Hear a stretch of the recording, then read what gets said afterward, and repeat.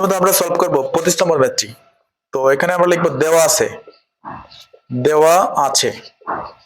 তো দেওয়া আছে 2 sin square theta plus 3 cos theta minus 3 equal to 0 যখন theta সূক্ষ্মকোণ।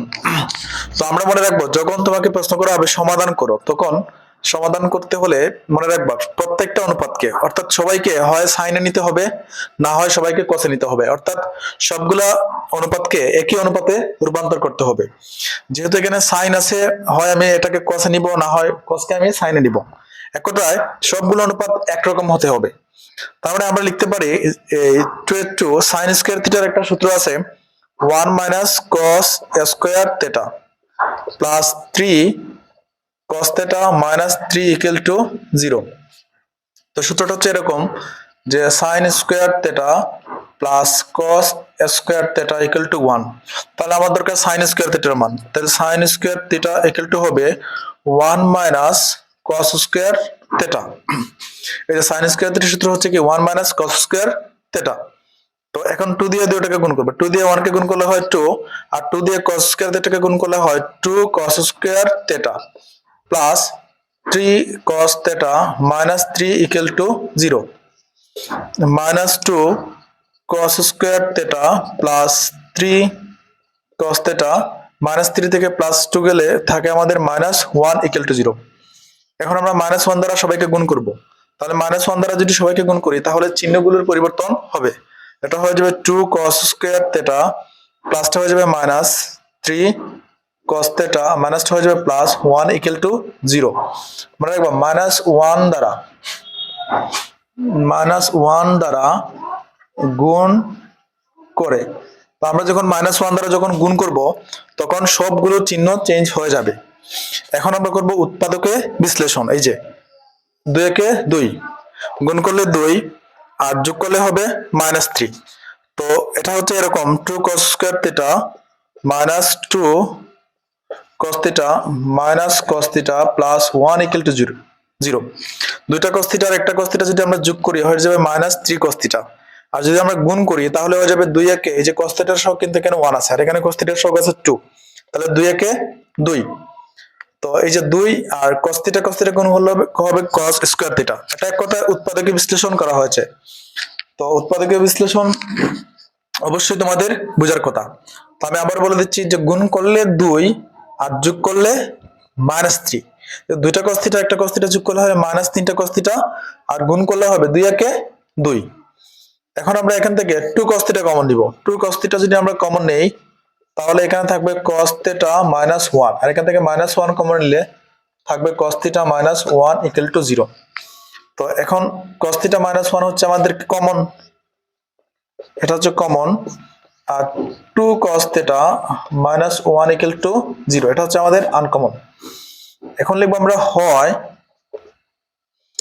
2 cos theta minus 1 equal to 0 অথবা cos theta minus 1 equal to 0 বা 2 cos theta equal to 1 minus 1 কে পক্ষান্তর করলে হয় plus 1 বা cos থিটা ইকুয়াল টু 1/2। এখন আমরা জানি cos কত ডিগ্রির মান 1/2, অবশ্যই cos 60 ডিগ্রির মান 1/2, সুতরাং থিটা ইকুয়াল টু 60 ডিগ্রি। আর এই পাশে হচ্ছে আমাদের বা cos theta equal to minus 1 কে পক্ষান্তর করলে হয় plus 1 cos theta equal to এটা হবে cos 0 ডিগ্রির মান 1। তো cos কাটা থিটা ইকুয়াল টু 0 ডিগ্রি। তো মনে রাখবা থিটা ইকুয়াল টু 0 ডিগ্রি গ্রহণযোগ্য না, কারণ এখানে বলা হয়েছে যে থিটা সূক্ষ্মকোণ। তো থিটা যেহেতু সূক্ষ্মকোণ এজন্য আমাদের মানটা অবশ্যই 0 ডিগ্রি থেকে বড় হতে হবে এবং 90 ডিগ্রি থেকে ছোট হতে হবে। এজন্য আমরা লিখব যে থিটা ইকুয়াল টু 0 ডিগ্রি গ্রহণযোগ্য নয়, কারণ থিটা সূক্ষ্মকোণ। ঠিক আছে, সুতরাং নির্ণেয় সমাধান হবে আমাদের এটা। নির্ণেয় সমাধান হবে থিটা ইকুয়াল টু 60 ডিগ্রি। তো আশা করি সবাই ম্যাথটি বুঝতে পেরেছো। এখন আমরা এই যেটা করব 24 নাম্বারটা আমি সম্পূর্ণ করব না, জাস্ট তোমাদেরকে আংশিক আমি বুঝিয়ে দিচ্ছি। প্রথমে তো লিখবো আমরা, দেওয়া আছে cos square theta minus sin square theta equal to 2 minus 5 cos theta. তা আমরা বলেছিলাম যে হয় সবগুলোকে আমরা সাইনে কনভার্ট করব, না হয় সবগুলোকে আমরা কসে কনভার্ট করব। তাহলে মানে আমরা এখন যেহেতু এখানে কসের সংখ্যা বেশি এখানে, এজন্য আমরা সাইনকে কসে নিয়ে যাব। তাহলে এটা হবে cos স্কয়ার থিটা মাইনাস, এই যে sin স্কয়ার থিটার সূত্র কি, এই যে আমাদের sin স্কয়ার থিটার সূত্র আছে এখানে 1 minus cos square theta, 1 minus cos square theta equal to 2 minus 5 cos theta. তাহলে cos স্কয়ার থিটা মাইনাস দিয়ে গুণ করব, প্লাসে মাইনাসে -1, মাইনাসে মাইনাসে প্লাস cos স্কয়ার থিটা, আর প্লাস 2 দিকে 2 কে দিকে আনলে হবে -2, আর মাইনাসটাকে দিকে আনলে প্লাস 5 cos থিটা, এদিকে কিছু না এইজন্য 0। আর cos স্কয়ার থিটা যোগ করলে হবে 2 cos square theta plus 5 cos theta, 5 cos theta -2 আর -1 এ কি হবে -3 ইকুয়াল টু 0। এখন আমরা যেটা করব উৎপাদক বিশ্লেষণ, আবার 3 দুগুণে 6, যে গুণ করলে হবে 6 আর বিয়োগ করলে হবে 5 প্লাসের 5, এজন্য এটাকে লেখা যায় না এভাবে 2 cos square theta plus 6 cos theta minus cos theta -3 equal to 0। মানে 3 দুগুণে 6 গুণ করলে 6, মনে রাখবা যেখানে cos থিটার শক কিন্তু 1 আছে একটা, এই যেখানে একটা 1 আছে মনে মনে, আর এখানে cos থিটার শক 6, তো 6 কে 6 গুণ করলে 6 আর বিয়োগ করলে কত হবে 5, তো 6 থেকে গেলে কত 5, তারপরে এটাই আমাদের উৎপাদকে বিশ্লেষণ।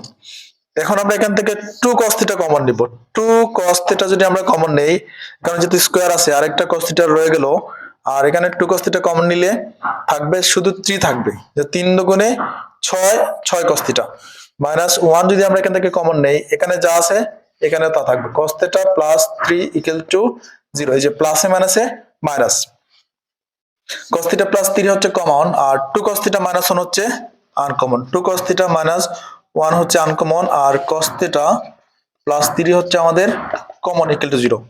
এখন লিখবো আমরা হয় 2 cos থিটা -1 ইকুয়াল টু 0, অথবা cos theta plus 3 equal to 0। বাদিকে লিখবো আমরা এখানে cos থিটা ইকুয়াল টু -3, লিখবো যে cos থিটা ইকুয়াল টু -3 গ্রহণযোগ্য নয়। হ্যাঁ, এটা লিখবো যে cos থিটা ইকুয়াল টু -3 গ্রহণযোগ্য নয়, কারণ থিটা সূক্ষ্মকোণ, থিটা সূক্ষ্মকোণ। তার মানে আমরা এখানে লিখবো বা 2 cos থিটা ইকুয়াল টু 1 বা cos থিটা ইকুয়াল টু 1/2। এখন cos কত ডিগ্রি মান 1/2, অবশ্যই cos 60 ডিগ্রি মান 1/2, সুতরাং থিটা ইকুয়াল টু 60 ডিগ্রি। সুতরাং নির্ণয় সমাধান হবে থিটা ইকুয়াল টু 60 ডিগ্রি। এই যে তার মানে 25 নাম্বার আর 24 নাম্বার ম্যাথ প্রায় সেম।